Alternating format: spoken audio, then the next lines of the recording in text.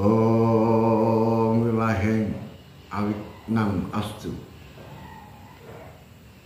Rahayu, rahayu, rahayu. Rahayu sagunging dumadi.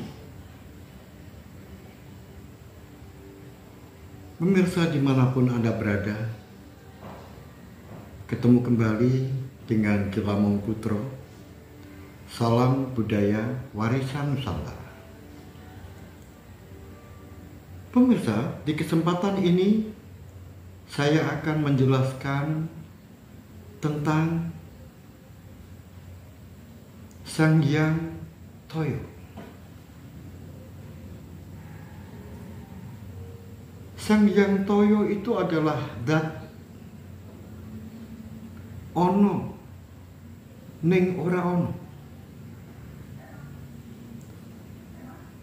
Sang Hyang Toyo adalah dat ora ono ning ono. Apa yang dimaksudkan? Sang Hyang Toyo itu ono ning ora ono.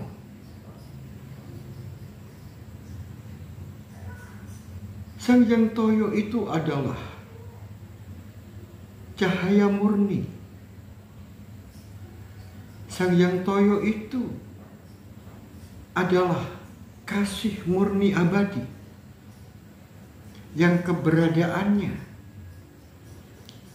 tan kiniro kinoyo ngopo, tan kiniro tan kinoyo nopo. Itulah yang dimaksudkan bahwa Sang Hyang Toyo adalah dat kang awang uwung. Awang tanpa, tidak ada apa-apa, kosong. Tetapi sejatinya di balik kekosongan itu, di balik awang itu ada, yaitu cahaya murni, kasih murni abadi.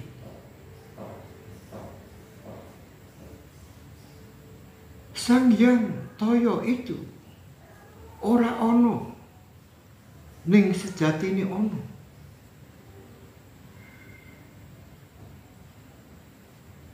Mengapa Sang Hyang Toyo keberadaannya tidak diketahui?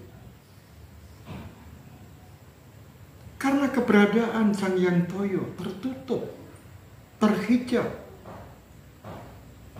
Terhijab oleh apa? Terhijab oleh jasad. Terhijab oleh rogo. Kemampuan piranti manusia. Daya pikir manusia, budi manusia tidak mampu mendeteksi keberadaan dari Sang Hyang Toyo, apalagi panca indera. Keterbatasan panca indera, keterbatasan budi manusia menjadikan Sang Hyang Toyo tertutup. Keberadaannya tidak diketahui oleh budi. Keberadaannya tidak diketahui oleh panca indera. Itulah yang dikatakan bahwa Sang Hyang Toyo ono ning ora ono. Sang Hyang Toyo ora ono ning ono. Pemirsa dimanapun Anda berada, Sang Hyang Toyo adalah sangkan paraning dumati. Sang Hyang Toyo adalah sumber dari segala sumber kehidupan. Sang Hyang Toyo adalah sumber asal dari kehidupan jagat raya.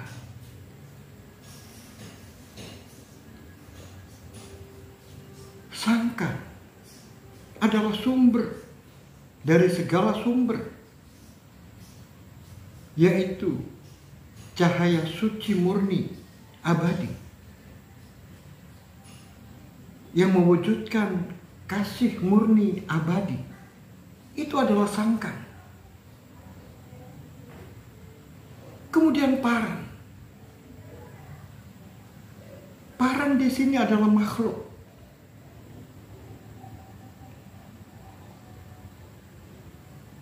Sangkan, paran, makhluk sumbernya dari sana, yaitu dari Sang Hyang Toyo. Asalnya dari sumber abadi, sumbernya dari kasih murni abadi. Setelah itu, cahaya asal, cahaya di atas cahaya itu. Kemudian cahaya-cahaya kasih murni abadi ini terkumpul. Maka satu cahaya kasih murni dari Sang Hyang Toyo ini disebut Cahyo Mulyo. Kumpulan dari Cahyo Mulyo yang berjuta-juta, bermiliat-miliat, bahkan tidak terhingga keberadaannya. Kemudian sekumpulan dari Cahyo Mulyo yang jumlahnya tidak terhingga itu, itulah yang disebut dengan prakerti. Dari prakerti inilah nanti terjadi antara Cahyo Mulyo satu dengan Cahyo Mulyo yang lain yang jumlahnya miliaran. Kemudian masing-masing Cahyo Mulyo ini memiliki energi. Kemudian melakukan percikan-percikan cahaya. Nah, percikan-percikan cahaya ini akan menimbulkan efek yang disebut dengan ilusi atau maya.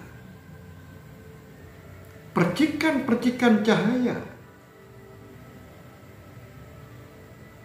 dari cahaya Cahyo Mulyo itu, itulah yang disebut dengan sukmo. Percikan-percikan Cahyo Mulyo. Cahyo Mulyo itu sendiri, yaitu sinar cahaya yang berasal dari sumbernya. Satu berkas cahaya yang disebut dengan Cahyo Mulyo itu, itulah ruh. Sehingga prakerti ini adalah kumpulan dari roh-roh suci. Kemudian melakukan percikan-percikan cahaya dari roh suci itu. Itulah yang disebut dengan sukma. Nah, dari sukma ini akhirnya seiring perjalanan waktu dan ruang, akhirnya sukmo-sukmo ini mewujud menjadi materi. Nah, materi ini terbelah menjadi dua, tetapi dalam satu bagian, dalam satu kesatuan. Sukmo yang terbelah menjadi dua, yang merupakan satu kesatuan yang utuh ini, inilah materi.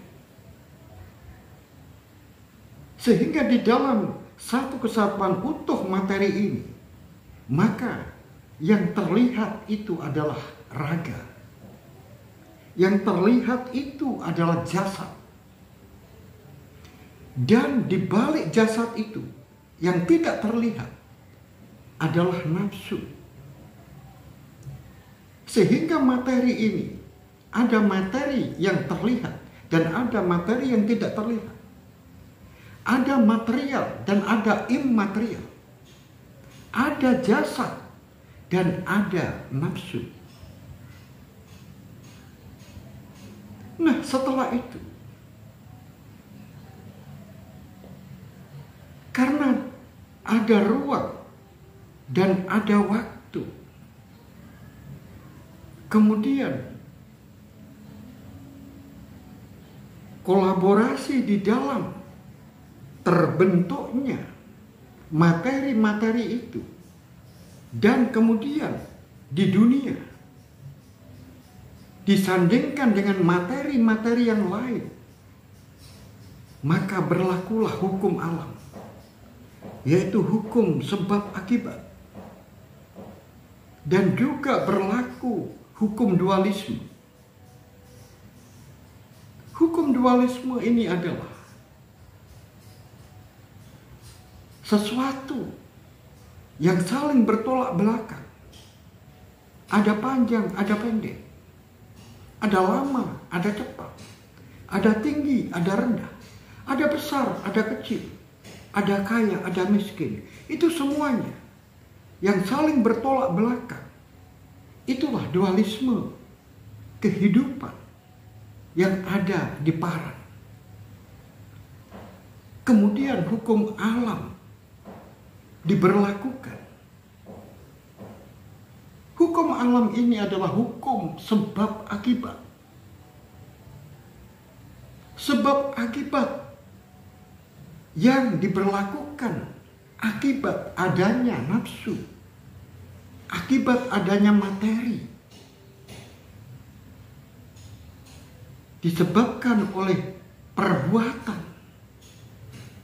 Dan di setiap materi itu mengandung dua hal, yaitu negatif dan positif.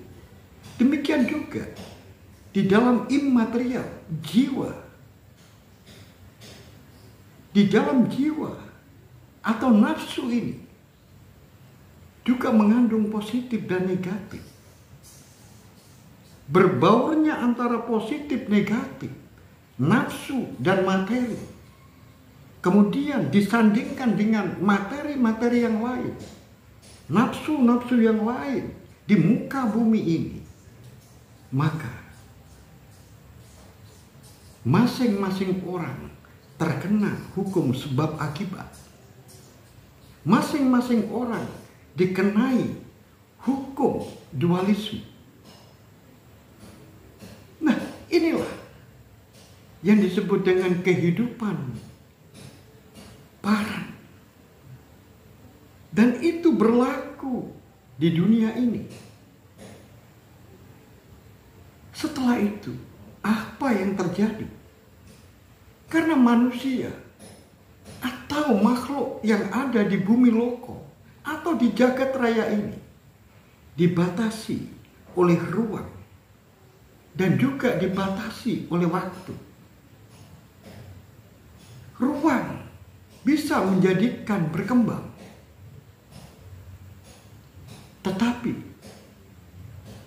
perkembangan setiap individu, setiap materi, baik itu yang material maupun yang imaterial, maka ada awal dan ada akhir. Itulah waktu. Setelah itu, apa yang terjadi? Mereka akan dikembalikan ke asalnya. Dari sangkan, kemudian proses menjadi materi, dan proses perilaku di dunia ini dengan hukum sebab akibat dan dualisme, kemudian dibatasi oleh ruang dan waktu, maka setelah itu dia akan dikembalikan ke asalnya. Jawabannya, kalau ada pertanyaan, dikembalikan kemana? Yaitu ke cahaya asal. Bagi orang-orang yang tersadarkan karena perilakunya, karena dia sudah menyeimbangkan antara dualisme, karena mereka sudah terbebas dari hukum sebab akibat, yaitu karma pala. Tetapi bagi mereka-mereka yang tidak mampu menyelesaikan apa yang terjadi di dunia, tidak bisa menyeimbangkan dirinya, tidak bisa menyatukan dirinya dengan sinar asal dari cahaya asal, maka dia akan diproses ulang. Itulah yang disebut dengan samsara. Dalam ajaran agama Hindu disebut samsara. Mereka didaur ulang. Nah, di dalam proses daur ulang ini, maka dia akan dikembalikan lagi di dalam proses yang disebut dengan paran. Tetapi apakah mereka diproses menjadi manusia? Apakah diproses menjadi binatang? Apakah diproses menjadi tumbuh-tumbuhan? Atau diproses menjadi benda-benda mati? Itulah yang disebut dengan samsara. Tetapi bagi mereka yang bisa menyeimbangkan diri, kemudian mampu menyatukan dirinya dengan yang maha asal, maka dia akan kembali ke asalnya dengan selamat. Pemirsa dimanapun Anda berada, itulah Sang Hyang Toyo, cahaya asal, cahaya suci murni, yang sifatnya welas asih abadi. Dengan demikian, maka Sang Hyang Toyo itu tidak butuh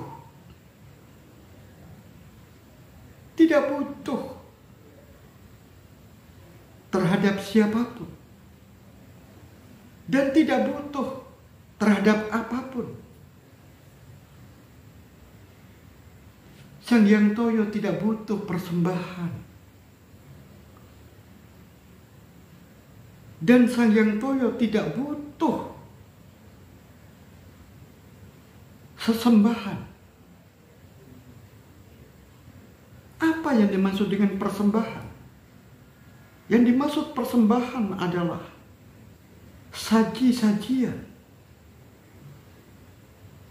yang sifatnya adalah material. Makanan, minuman, wangi-wangian, atau apapun bentuknya yang sifatnya materi. Itu adalah persembahan. Dan Sang Hyang Toyo tidak butuh sesembahan.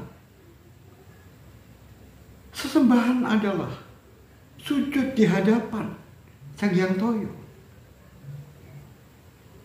memuja-muja Sang Hyang Toyo, memuji-muji Sang Hyang Toyo, mengagung-agungkan Sang Hyang Toyo.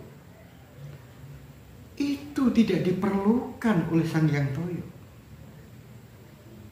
Mengapa?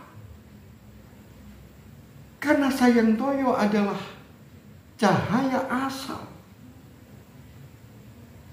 Walaupun tidak disembah, maka Sang Hyang Toyo keagungannya tidak berubah. Walaupun tidak disembah, kemuliaan Sang Hyang Toyo masih tetap utuh. Oleh sebab itu, keagungan, kemuliaan, kebesaran, dan kesucian Sang Hyang Toyo tetap selamanya akan abadi, tidak butuh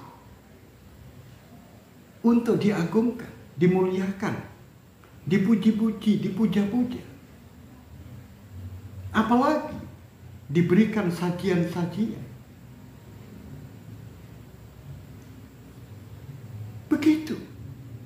Saudaraku, kemudian Sang Hyang Toyo juga kasih murni abadi, welas asih yang tidak terbatas. Sang Hyang Toyo hanya menumbuhkan, menciptakan, memberi. Tetapi Sang Hyang Toyo tidak menuntut balasan. Sang Hyang Toyo tidak memerintahkan. Dan Sang Hyang Toyo tidak mengatur peribadatan.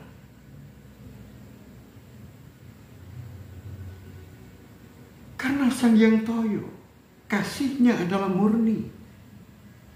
Kasihnya tulus ikhlas, tanpa ada tendensi apapun. Selama masih ada yang memerintahkan, yang melarang, maka timbullah yang namanya hak dan kewajiban. Kalau adanya hak dan kewajiban, berarti ada pahala dan ada hukuman. Kalau ada pahala dan ada hukuman, maka ada surga dan ada neraka. Maka perlu ditanyakan, Tuhan yang seperti itu, apakah kasihnya murni? Karena masih ada tendensi menuntut untuk disembah, menuntut untuk melarang dan memerintahkan sesuatu. Sehingga bagi orang-orang yang menuruti perintahnya, maka dia diganjar dengan dimasukkan surganya. Sedangkan orang-orang yang ingkar dan orang-orang yang tidak nurut, maka dia akan diancam masuk neraka. Di mana welas asihnya? Pemirsa dimanapun ada berada. Makanya kapitayan itu bukan agama. Kapitayan bukan agama. Karena prinsipnya agama dengan kapitayan ini berbeda. Oleh sebab itu, aku menyukai dengan istilah kapitayan itu adalah ageman. Karena ageman dengan agama beda, bertolak belakang. Kalau agama itu berpandangan, yaitu untuk mengatur manusia. Karena dianggap manusia itu berpotensi untuk merusak. Karena berpotensi untuk merusak, maka dibuatlah aturan-aturan. Inilah yang sifatnya eksternal. Kemudian mereka dipaksakan untuk menjalankan aturan-aturan itu. Bagi orang-orang yang mau menjalankan aturan-aturan itu, maka baginya surga. Sebaliknya bagi orang-orang yang tidak mau menurut terhadap aturan-aturan itu, maka balasannya adalah neraka. Pertanyaannya, di dunia ini berapa orang yang beragama? Di dunia ini berapa miliar yang memeluk agama? Bisakah dunia damai? Mampukah agama menjadikan dunia ini tidak rusak? Itu yang menjadi pertanyaan besar. Yang katanya agama adalah agar menjadikan orang itu tidak rusak, menjadikan suatu kaum itu tidak rusak, menjadikan bangsa tidak rusak, menjadikan dunia tidak rusak, tapi perang di mana-mana. Kerusakan alam semakin hari semakin parah. Dan sejak zaman dahulu sampai sekarang, perang belum selesai.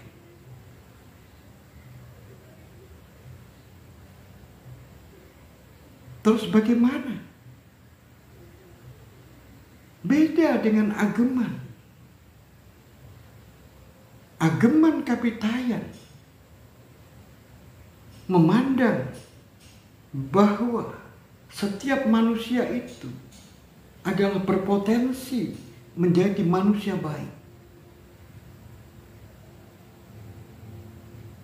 Jadi manusia ini adalah manusia yang diturunkan, yang memiliki tugas untuk memayu hayuning buwono, mempercantik cantiknya dunia. Artinya menjaga alam, menjaga keseimbangan alam.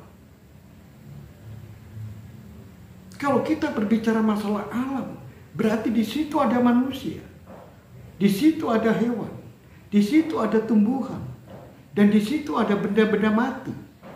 Itulah alam.